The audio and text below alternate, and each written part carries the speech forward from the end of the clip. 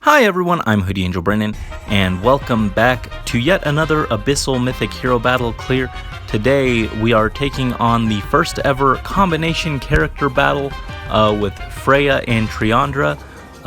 They are not actually a duo unit, though you might be led to believe that, since we've never had characters share a Mythic Hero battle like this before.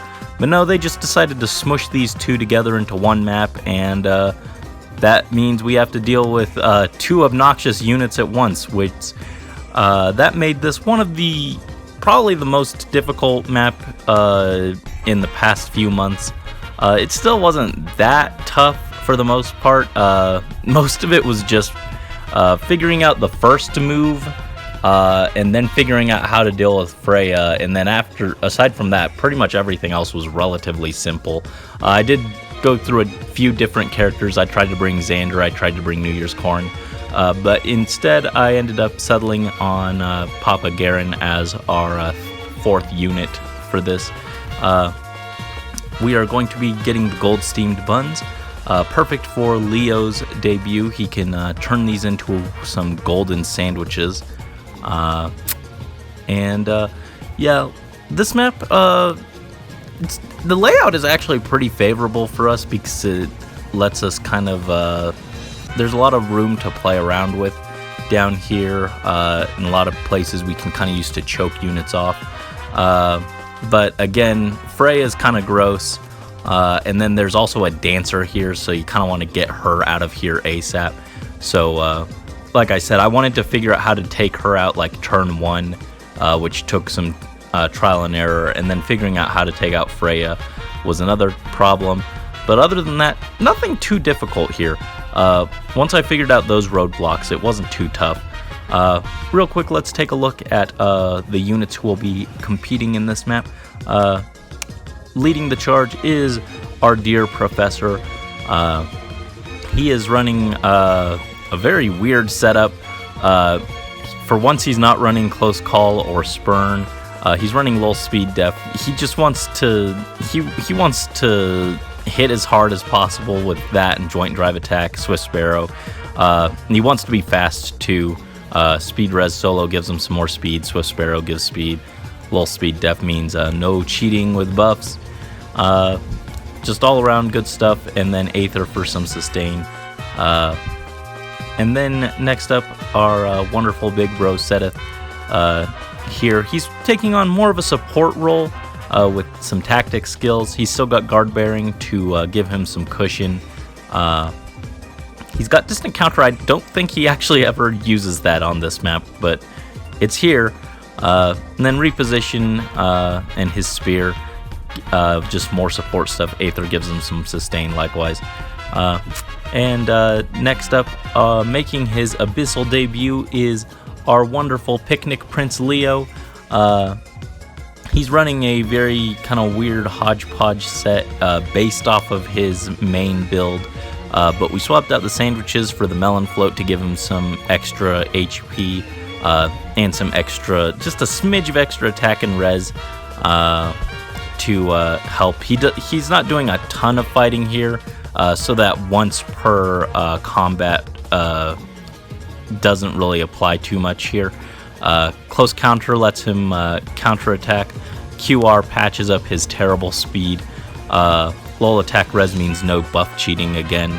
And then Breath of Life, I was originally going to I needed to tank a hit with Garen, and I was going to try and be cute and use Breath of Life to restore his HP so he could survive the 1 damage that he was going to take. Actually, it was like 2 because he was getting doubled, but I was going to use Breath of Life to try and be Mimi, and then I ended up finding a solution that didn't require me to take the hit, so that's just kind of a holdover from that. He doesn't really need it, but I didn't want to give him like res smoke or anything because I was worried about him accidentally I was worried he would accidentally like debuff the enemy and then they take too much damage and die, and then that'd cause problems or anything. So I decided to just leave it.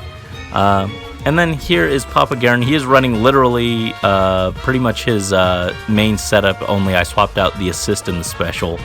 Soul triggers more often than Aether. And he doesn't really need the damage to get kills, he just needs that sustain. And then Smite lets him push allies out of the way. So it doesn't come up too often, but it is necessary over reposition. So yeah. And as always, I have talked too much, but this time I did kind of have to explain some weird stuff going on with the kits. But with that said, let's go ahead and get in here and beat up some more fairies. Alright, let's see. So starting things off, we are going to swap some characters around. We want Leo over here, and we want Seth over here to give him buffs. We want Byleth over here because if we... well, we want Garen over here so that he can get in position easier next turn, but we also want Byleth over here because it will draw the Lance Cavalier down this way instead of this way, which causes him to reach us too fast and or causes him to reach over here with all these other units and cause like a big old jam, and we don't want that. Anyway, let's go ahead and get moving. So we're going to bring Leo just one square over. We're going to move Seth and Garen over, and Byleth is just going to start making his way over to the rest of the group. But first, Blue Fafnir gets danced and then comes down to attack into Leo, who thanks to QR and close combat, close counter, gets to double back and just barely get the kill. Goodbye, Blue Fafnir. And then his Melon Float gives him a little HP back, keeps him a little healthier. Next, we are going to send Leo over to pop Papa Garen up one, and we're going to have him come over and attack this Bow Cavalier just to charge up his special a little faster. The damage he does is negligible. But next we're going to have Byleth come over here, rejoin the group, and we're going to bring Seth up to give Garen a little more oomph for enemy phase. So Triandra attacks into Garen. I said I wanted to get her out of the way turn 1, but I guess this is technically turn 2. But she is still getting out of here before she can cause any major damage. She is attacking Garen for a decent bit, considering we have triangle advantage, but she is still gone. Just vaporized off the face of this dreamscape. Red Flyer attacks Garen and isn't even doing damage. And he is going to double back for 80 total damage. Goodbye. And everyone else starts moving. As you can see, that Lance Cavalier is again moving down here. We're going to send Leo over to intercept. Byleth is going to come up here and take out the Axe Fighter. Goodbye, sir. And we don't actually want Garen to kill this Bow Cavalier because we have him nice and trapped here, not a threat. But they are going to be causing a big old traffic jam. This Lance Flyer and the blue Tome Flyer that spawns won't be able to actually reach us because this Bow Cavalier will be in the way. So we're just going to bring Seth down here, and now we don't kill the Bow Cavalier so we can have Garen attack and heal himself up a little bit. Very nice. And pass turn. Lance Cavalier attacks into Leo for 8 damage, and we attack back for 50, and we'll heal ourselves up once again with the Melon Float. And as you can see, that Bow Cavalier can't go anywhere. Now the Lance Flyer moved in to try and get to Garen, but now she can't get anywhere. This Blue Flyer can't get anywhere. Everyone's just trapped by Papa Garen, basically just standing here, which was kind of what I had in mind when I built him. He is just immovable Garen Zalas, and you cannot pass, okay? Anyway, next Leo is going to come over and take out the Lance Cav. Goodbye. Once again, heals himself up, heals Seteth up as well, but Seteth was already maxed out HP, so it doesn't really matter. I'm going to have Byleth come down here to sit and block off the Sword Fighter from getting to Leo. And we're going to bring Seteth up here as well to get in position, and we're going to pass. Cleric attacks Byleth, does a decent bit of damage, and spreads some damage to everyone else, prevents our counterattacks. So we're going to take a good chunk from this Sword Fighter, but we are still living. Freyja comes to attack Papa Garen, but between this battle, she will not be able to take him down. He is too strong. He is hanging in there, and it's only barely, but he is in there, and he does a good chunk of damage back to her, which is important. She gets healed up by this cleric, but he still did enough to drop her down. Seteth will come up, fly over, and take out the Sword Fighter. And now Byleth can get in here and finish the job with an Aether, heal himself up, take down the mean old goat lady, and all is well. And next, we are going to have Leo pull Seteth out of the way so he doesn't get sniped by this bow cavalier, who, with the brave bow, will actually kill through guard bearing. So gonna pull him back. We could have also had Garen smited, but this is fine. Garen's just gonna stand there still. The cleric gets confused and runs over to heal, so that means that the Axe Knight can't reach Garen. We're still taking some damage from the other cleric, and then this Axe Knight decides to attack into Byleth for a pitiful 2 damage, but we are doing fine. Let's see. Yeah, we are going to have Byleth take out the cleric. Goodbye. With a chop chop, that is done. We're going to have Leo come over and heal the Axe Knight, or attack the Axe Knight.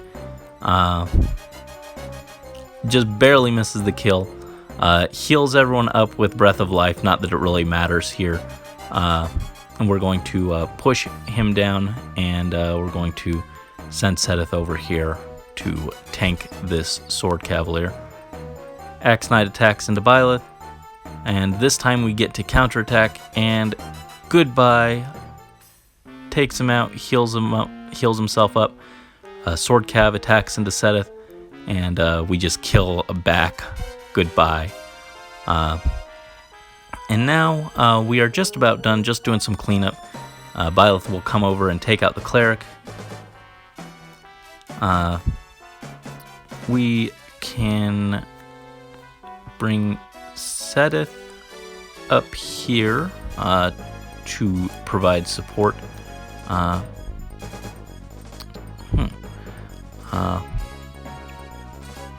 think I let the bow cav get healed up once again. Originally, when I was testing this, that bow cavalier would have died here, but doesn't really matter too much. This is fine. Shouldn't really change anything. Blue Flyer attacks into Byleth. Oof, just barely surviving, but all our speed stacking lets us prevent the double. So Byleth can come over, take out the Blue Flyer, heal up with an Aether, chop, goodbye, and all that's left now is to take down these two. Leo will take out the Bow Cavalier, heal himself up with the Melon Float, and we're going to, see, Garen can't do anything to this guy, but he can toss Leo over, and we will have Seteth come over here to support Leo. Lance Flyer attacks into Leo, but we are hanging in there, healing up. Snack time, and that wonderful snack break gives Leo the strength to fight on, and finish off the Lance Flyer. Goodbye. And with that, the map is cleared. Good job, everyone. Well done. And we got the gold steamed buns. So, overall, again, it was the worst map in the last 6 months or so, but still not really that bad. Didn't have too much of a hard time with it. Everyone did their job and they did it well. Very pleased with everyone here. Probably could have made the builds a little more optimal, but if it works right, don't bother messing with it, huh? So anyway, thank you guys as always so much for watching. Hopefully you guys enjoyed this. And until next time, this is Hoodie Angel Brandon and the Angel Army signing out.